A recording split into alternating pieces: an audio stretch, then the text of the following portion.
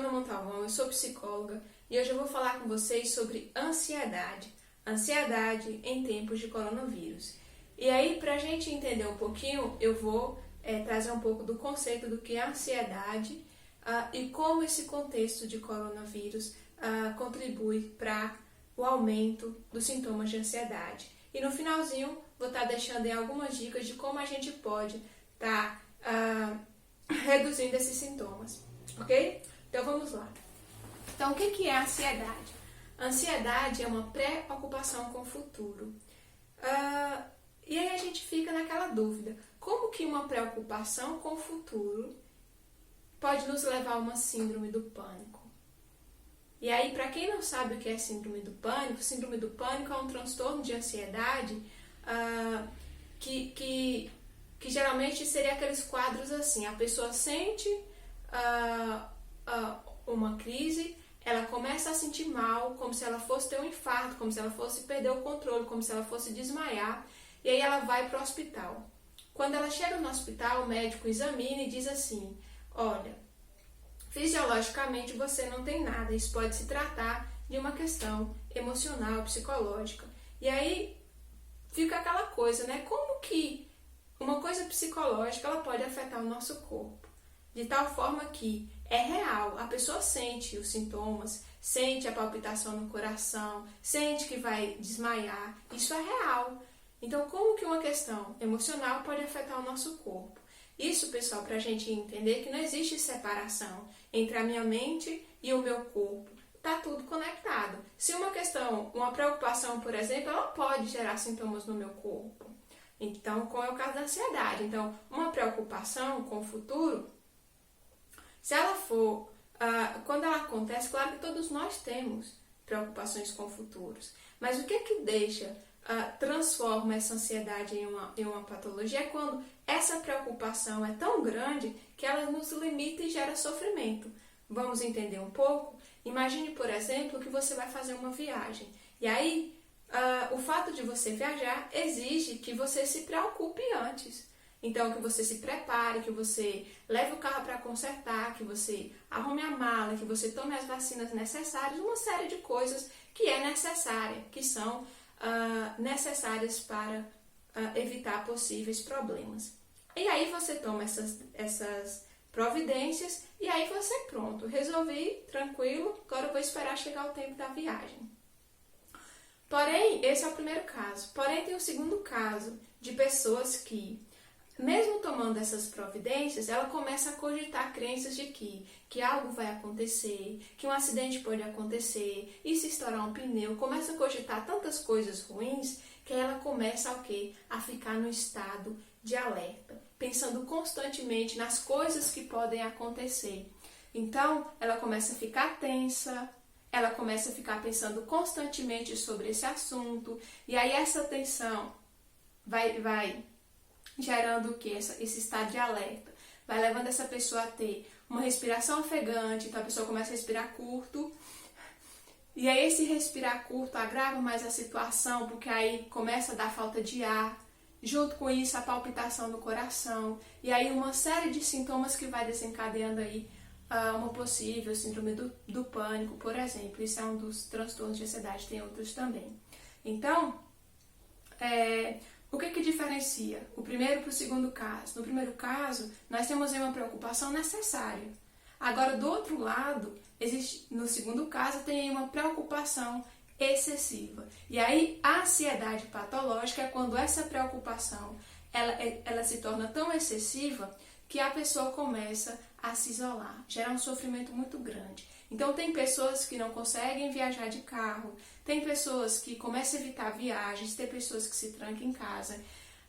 E aí tem uma série de questões, de transtornos que envolvem essa preocupação com o que pode acontecer. E se eu sair na rua e acontecer alguma coisa? E se? Aí a gente vai se limitando. Então, ansiedade todos nós temos. Porém, quando ela se torna excessiva, quando eu já não consigo mais dormir, quando eu deito e aí eu começo a pensar constantemente num problema, e aí de modo que eu começo a ter insônia, de modo que a minha qualidade de vida é prejudicada, aí ela começa a se tornar patológica. Até aí tudo bem? Isso é ansiedade. E aí a gente já viu alguns sintomas. Então, eu tenho dores nas costas, o médico falou que é ansiedade. Pode ser? Pode. Porque a ansiedade nos coloca no estado de alerta, nos deixa tenso e aí a gente começa a ter dores corporais. Então, aí, uma possibilidade.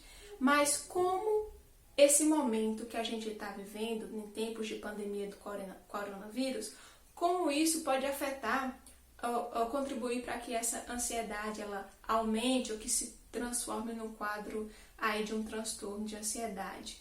Então vamos pensar em qual contexto nós estamos, né? Em um contexto de incertezas. Então, não só incertezas políticas, econômicas, de como ficará o nosso país e a nossa condição financeira, né, nesse período e após esse período, mas também o medo de que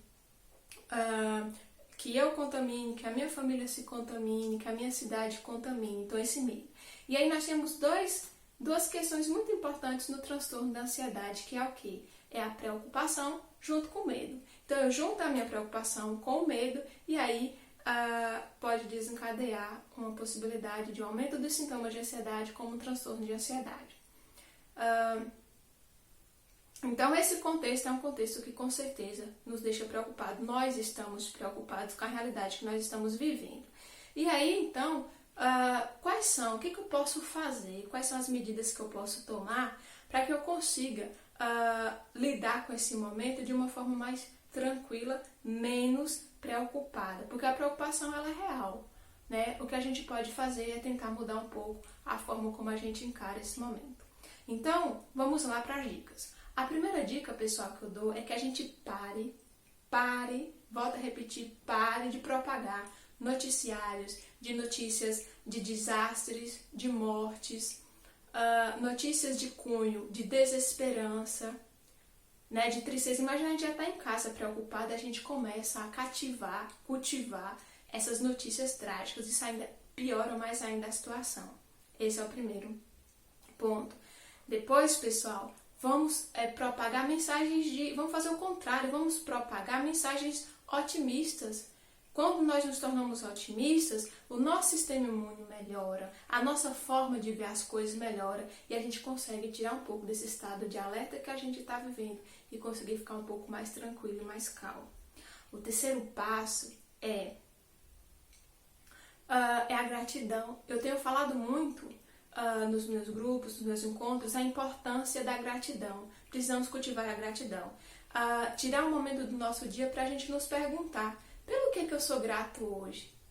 Porque, afinal, todos nós temos algo a agradecer. Sempre temos algo. Só o fato da gente acordar e ter a possibilidade de viver mais um dia já é um motivo aí muito importante para a gente agradecer. E a gratidão, pessoal, ela tem um efeito assim na nossa mudança de percepção, porque quando a gente começa a olhar e ver que a gente tem muita coisa boa para agradecer, a gente começa a mudar o nosso olhar para as coisas, o nosso olhar para as pessoas que nos circulam.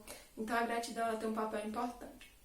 Depois é falar sobre o que todo mundo já está falando. É preciso que a gente tome cuidado com os nossos hábitos alimentares. Então a gente precisa ter hábitos alimentares saudáveis, principalmente para fortalecer o nosso sistema imunológico.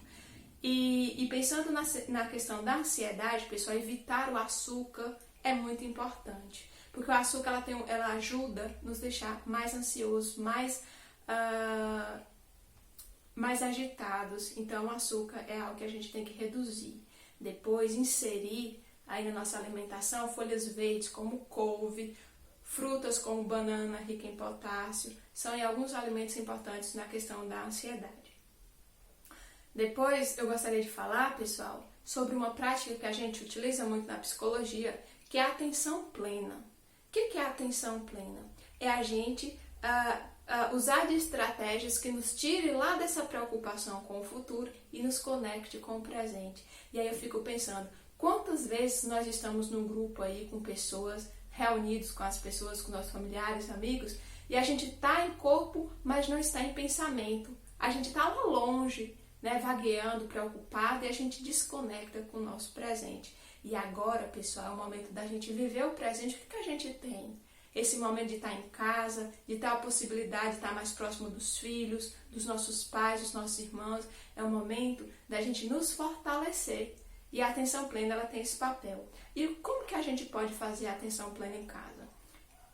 A atenção plena, pessoal, são gestos simples. Por exemplo, a gente atentar à nossa alimentação.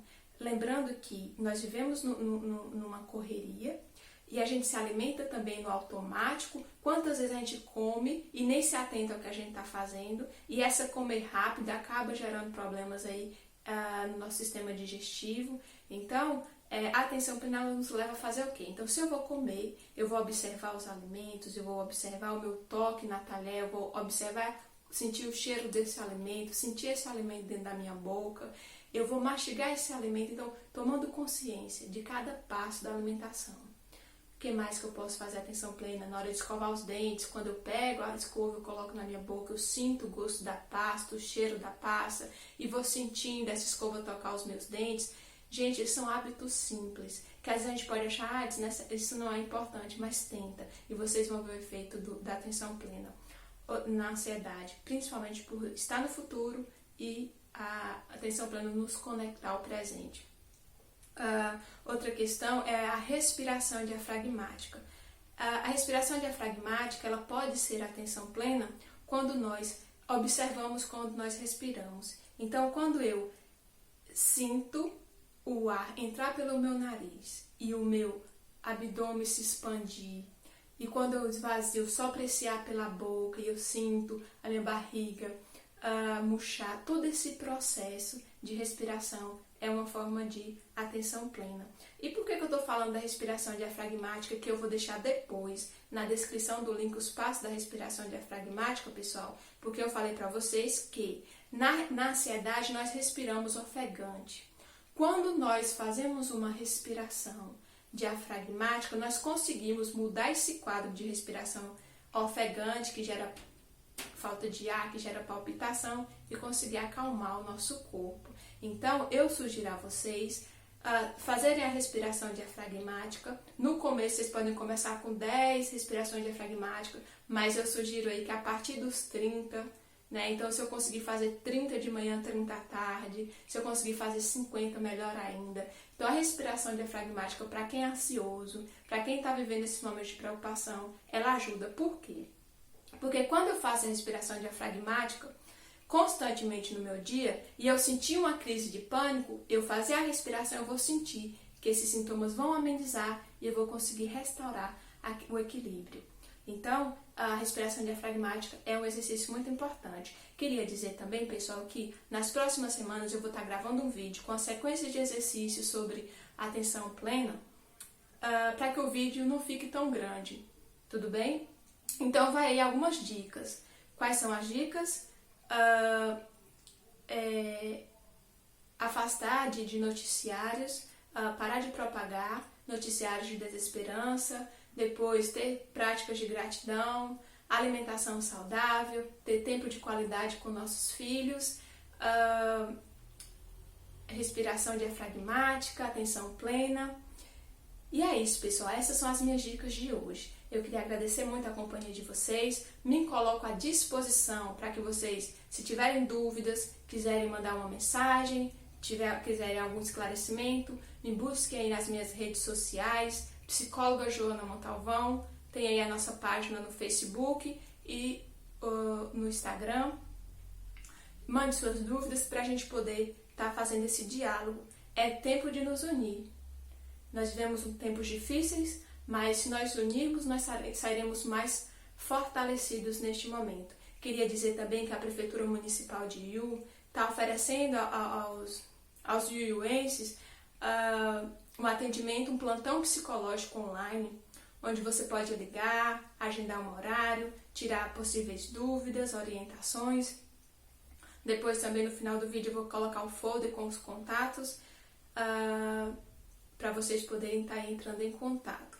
Esse atendimento é para profissionais de saúde, familiares e pessoas da nossa comunidade que não está conseguindo lidar com esse isolamento, que tem dificuldades para isso. Ok, pessoal? Agradeço a companhia, um forte abraço e que Deus nos abençoe a ter paciência nesse momento.